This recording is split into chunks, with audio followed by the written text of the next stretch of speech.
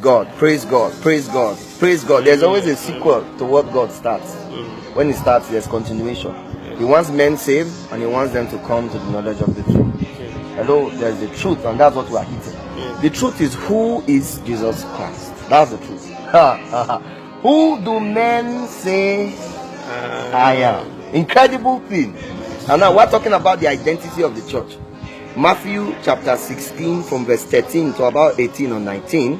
But we see that when Jesus crossed a territory, He looked back at His disciples and He said, who do men say that I, the Son of Man, am? Did He define who he was then? He said He is the Son. He, but with His mouth, said, I am the Son of Man. That's what He said indirectly. But He said, who do men? He's trying to teach us a mystery there. There's a mystery right there. Do you understand? There's an incredible mystery there. That means men will have a name that they call us. Men will have a name that they call us. Let's see the names that the people said. So they said, some say John the Baptist, some Elijah, and others Jeremiah, and some said one of the prophets. Incredible. Stop there. That means people had perception of Jesus. When they saw Jesus doing His ministry, they said, this guy's like Jeremiah. The guy's like Elijah. This guy is like John the Baptist. Because the same message that John the Baptist preached, the kingdom of heaven is at hand, it's the same message this guy is preaching, the kingdom of God is here. My God. Jeremiah. We saw Jeremiah weeping around the streets. Sometimes Jesus, the Bible said Jesus wept. Do you understand? The last day of the feast, he cried. Jesus was so emotional, sometimes he started crying. Jesus, so when He saw them without a shepherd, He said, he cried. He said, my people are without a shepherd. Then that's an expression of Jeremiah. If people see Jesus now and they have heard story about Jeremiah, they say, Jesus is like Jeremiah. But is Jesus Jeremiah? No. Men will always see you like somebody. Be careful. That's what Jesus is saying. Now continue that thing. Simon Peter answered and said, you are the Christ. No, Jesus now asked Peter, who do men say? They said that you are this. Then Jesus now told them, who do you say that I am? Now, hear what Simon Peter said. Verse 15, He said to them, but who do you say that I am? That means you have a personal revelation of me. Yes. It's you that have a personal revelation of me. Not men have personal revelation of me. Yes. It's you. Okay, what did Peter say? Verse 16, Simon Peter answered and said, you are the Christ, the Son of the living God. My God. What did He say? Jesus answered in verse 17. Jesus answered and said to him, blessed are you, Simon Bar-Jonah, for flesh and blood has not revealed this to you. Stop there. That means the individual revelation of Jesus was not gotten by what men said. It's gotten by direct revelation of God. Now, see this heavy statement that Jesus made. He said, it was not has not revealed this to you, but my Father who is in heaven. Now see, heavy. This is the heaviest statement Jesus made. I want to surmise. Read on. That last half continue. 18. And I also say to you that you are Peter, and on this rock I will build my church, and the gates of Hades shall not prevail against it. I also say to you that thou art Peter. On this rock. What is the rock? No, the rock is not Peter. The rock is the response to the answer that Jesus asked. On this God-given revelation of the identity of Jesus, I will build my church. My church are people that see Jesus in themselves. Hey! The church that the gates of hell will not prevail against are the people that see Jesus. So when I met Architect Victor, I didn't see an architect. I saw Jesus. That's the foundation of the victorious church. The victorious church is not men that name it. Christian church. The name Christian was gotten from the men at Antioch. You see, this question is a very incredible question. He said, I will build my church. That means the church was not existing there. He's talking about us. That question was not about Jesus Christ of Nazareth alone, the head.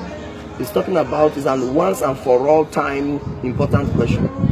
The life of Jesus and the life of the church, that question is still relevant.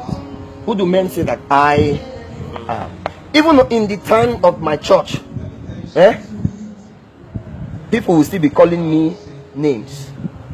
The body of Christ today is called Christian. The men in Antioch called the body of Christ. This is Victor's body. Is it like Victor? Is this like your hand? This is Victor's body. The head, Jesus Christ of Nazareth. The body of Christ, the body. If Jesus Christ wants to walk, he came, is the body he's using. If he wants to see, he needs the eye. If he wants to walk with his hands, he uses his body. We with Christ is the same entity. God has been able to mass produce Christ in the body. Nobody has monopoly to Christ. Yoruba man manifests Jesus. Igbo man manifests Jesus. Chinese manifests Jesus. Until we become one perfect expression of the perfect man. Hello. For God is at work in us, both to will and to do of his good pleasure. What is his pleasure? This is my beloved Son, in whom I am well pleased. God is forming the revelation of Jesus in us. Do you understand? God is forming the revelation of Jesus in us. Do you understand what I said? The church is actually Jesus Christ present in the world today. The victorious church is not a Christianity practicing church. The victorious church is not a collection of people like Christ. You must wake up to your responsibility to reveal Christ. And there's another thing in 2 Corinthians chapter 5. 2 Corinthians chapter 5. It shows us what our response to the work that God is doing in us. We have a response, and with the response we show it when we look at ourselves. We will not love ourselves until we come into this revelation. The church will never attain the unity of the faith until we come into this revelation. The church will never understand the apostles' doctrine until we come into this revelation of Christ in you, Christ in me, Christ in us, the hope of glory. Hello? 2 Corinthians chapter 5 verse 16. I want you to read it and get understanding from that scripture. Therefore, from now on, we regard no one according to the flesh. What does that mean? Some scripture says, therefore, we evaluate nobody according to the viewpoint of the world. That's what some scripture says, though.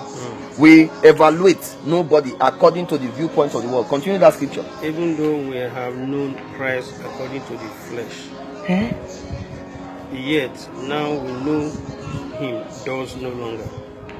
What business does evaluate no one and Christ? Hello? It's telling you that since the work that Christ has done has been accomplished, we stop looking at ourselves like an architect. Because we have stopped looking at Christ like that. Now when Christ comes, he comes inside people. Hey! Except you say, blessed is he that comes in the name of Jesus. You will never see Jesus anymore. Am I making sense to you? That is church talking to church. It's actually Christ talking to Christ. We are supposed to bring Christ to the table. So Christ sharpens on Christ. Hello? It's not a crime to reveal Jesus today. That's what I'm saying. The manifestation of the sons of God is actually the manifestation of various versions of the same Jesus. It's like a Toyota car. 2010 it brings out an edition of Toyota. 2012 it brings out another edition. There are newer versions of the same Jesus is what I am saying here. Newer versions of the same Toyota car. That's why Jesus Christ said, go and preach the gospel. He preached the gospel. When he was sending us out, he said, go and preach the gospel. It's the same Jesus that you are showing. You shall receive power after that the Holy Spirit is come upon you. You cannot reveal Jesus with your carnal mind. That's why you can't understand what I'm saying with your carnal mind. It's only the Spirit, not by power, not by might, but by my Spirit. Without faith, it's impossible to please God. Without faith, it is impossible to reveal Jesus. That's why the man said, well, I have been crucified with Christ. Yet I live. It's about the life that I live in the body. I live by the faith of the Son of God. It's Jesus that's actually living in us now. What we must do, die, so that Jesus can have good ground to come out unrestricted, pure, the same job description, the same character. So we want to see the same holiness, we want to see the same righteousness, we want to see the same man that says, On my own, the Son of Man, on my own, I can do nothing. But the things I see the Father do are the things I do. The things I hear, that means you are walking and you are hearing into heaven. You are walking on earth. You are seeing into heaven. You are watching your Father. Okay, see what God said there. See heaven. See how heaven is. So you are now making it happen on earth. That is it. Now the devil is afraid of this. So you know why? Because for this purpose was the Son of God manifest, that he may destroy the works of the devil. The works of the devil, lust of the flesh, lust of the eyes, and pride of life, and the consequences of self in the world. The revelation of Jesus destroys it. So if the devil wants to continue his vice-like grip on the world, he has to prevent the people that have the responsibility to reveal Jesus. He has to prevent us from revealing Jesus. Do you understand what I'm saying? So what the devil is working tooth and nail to do is to help us fight against our responsibility to make Jesus live. What has he produced? A people who have a form of godliness, but they deny the power thereof. They go to church on Sunday. When they come out, they'll still go to beer parlor. They will still go and sleep with the prostitutes. They will still go and change figures in their place of work. I have been there before. I know what I'm saying. You understand what I'm saying? But when we come into the revelation of the indwelling Christ, we'll be able to keep our bodies properly, so that Christ can use this body. Hey, my God. Thank you very much, folks. Thank you. We did 2 short blasts. Revelation is apostle doctrine undiluted. It's supposed to help us come to terms with the Jesus he lives in no other place but inside us. Christ in me, Christ in you, the hope of glory. Praise God. Hallelujah.